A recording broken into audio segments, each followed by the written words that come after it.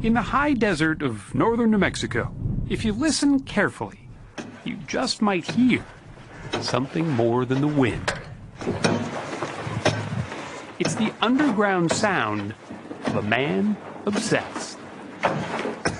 His name is Rob Paulette, who for the past 25 years, with only his dog for company, has been scraping and shaping New Mexico's sandstone into man-made caves of art. Do you think you're obsessed with cave digging? Would you call a child being obsessed with play? You wouldn't use that word obsessed. You know, when you're doing something you love and are drawn to it, you want to do it all the time. So this is sort of the cave staircase, huh? He calls them his wilderness shrines, massive in scale, poetic in their design. If his work takes your breath away, well, that's just what he hoped it would do. I see this as an environmental project. I'm trying to open up people's feelings. So you call this one what? I call this the tree of human kindness. This small opening pales in comparison to the cavern he's dug inside.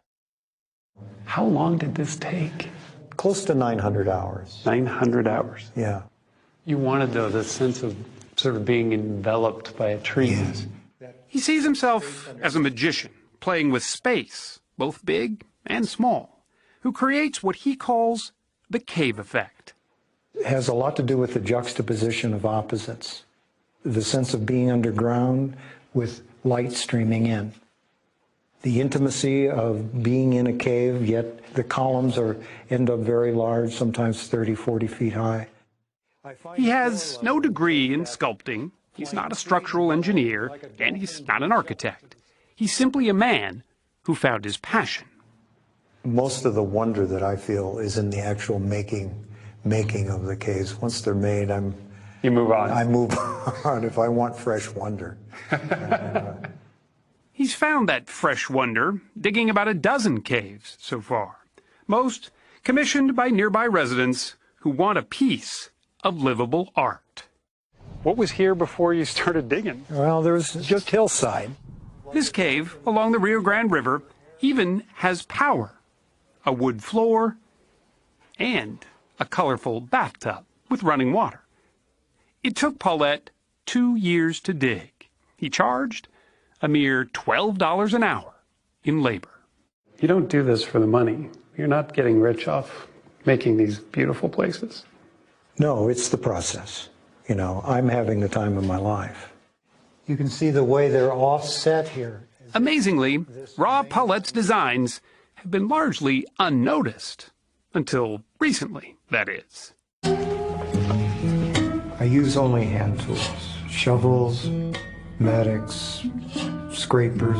A documentary filmmaker heard of the caves and spent 3 years following Paulette as he dug. The result was Cave Digger, a film so unique it was nominated for an Academy Award. I'm in the big time now, so... Suddenly, Rob Paulette was a caveman with a following. So I take it in your career as in real estate, you've never really had to sell caves before. This is definitely a first. Realtor Tom Abrams is now selling 2 of Paulette's caves, along with the 200 or so acres around them, for close to $1 million. But Paulette won't see any of that money. It all goes to the seller. Does it ever get lonely up here, doing all this work? You know, I'm never lonely. He agreed to show us his latest project. This is the largest thing I've ever done. He calls it his magnum opus. I'm taking all the things that I've learned in all the other caves over the years and finally getting an opportunity to experiment with gilding the lily. His plan is not only to just carve, but paint these sandstone walls, creating what he hopes will be a healing retreat, a community gathering place, complete with a waterfall. Half this room is going to be a pool. Oh my God. And there'll be seating around the bottom. At 67, he'll be well into his 70s before he shares this cave with the world. He hopes those who come here will find in its solitude what Ra Paulette already has, a sense of peace and purpose. If there was one simple thing you wanted people to take away from being in one of your caves, what would it be?